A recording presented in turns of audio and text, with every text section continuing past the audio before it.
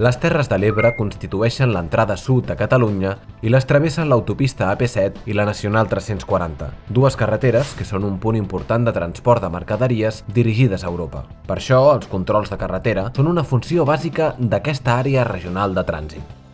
El Rally RAC Catalunya-Costa Daurada, el control dels transports especials del cultiu de l'arròs i l'educació viària són uns altres trets distintius de l'ART.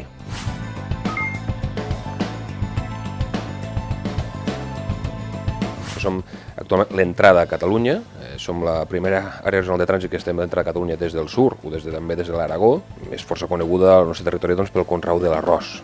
Mentre durant aquesta campanya de l'arròs fem acompanyaments a diari d'aquestes grans maquinàries. Si el Rally Catalunya podem destacar que ja fa també uns anys que s'està abocant cap a les Terres de l'Ebre. Hem de preveure talls de via, que els corredors puguin arribar al lloc adequadament. Si hi ha una persona que aquell dia en concret té una necessitat mèdica, podria ser una diàlisi o el que sigui, evidentment aquest tema s'ha de solventar i preveure uns horaris, unes vies de comunicació específiques.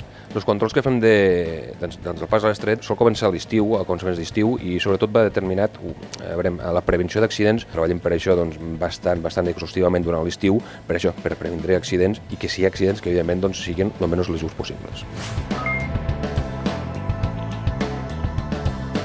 El que fem en un control de transports, prèvia senyalització del lloc perquè doni seguretat tant als agents com al vehicle aturat, és aturar el vehicle, demanar-li la documentació del conductor i del vehicle prèviament al conductor i després sistemàticament se li fa prova d'alcoholèmia, se revisa aquesta documentació, se li fa control de pes, se mira també que els tacògrafs no estiguin manipulats i per tant que els conductors no facin falsedats documentals, que moltes vegades aquestes manipulacions afecten a altres sistemes de seguretat i el que implica un vehicle de cert tonatge amb unes condicions meteorològiques o amb un fer mullat sense ABS, per exemple. I si tot és correcte, el vehicle continua la seva marxa, se li fa la sortida per la incorporació directament a la via amb seguretat i sempre hi ha una part que vulneren aquesta normativa i per això la raó dels nostres controls.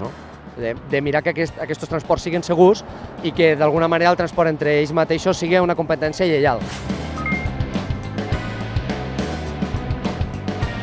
Des del Servei Català de Trànsit i la Policia de la Generalitat van adoptar un model de com fer l'educació viària a través de dilemes, casos pràctics en els que els alumnes participants diuen la seva i a partir d'aquí ells mateixos arriben a la conclusió de com s'haurien de comportar en el trànsit. Hem de ser conscients del perill que tenim o que podem provocar en actituds errònies a l'hora de circular. Sigui com a vianant, sigui com a conductor de qualsevol tipus de vehicle, bicicleta, ciclomotor, motocicleta, turisme, qualsevol tipus de vehicle. Hem de ser conscients d'això, per això treballem actituds.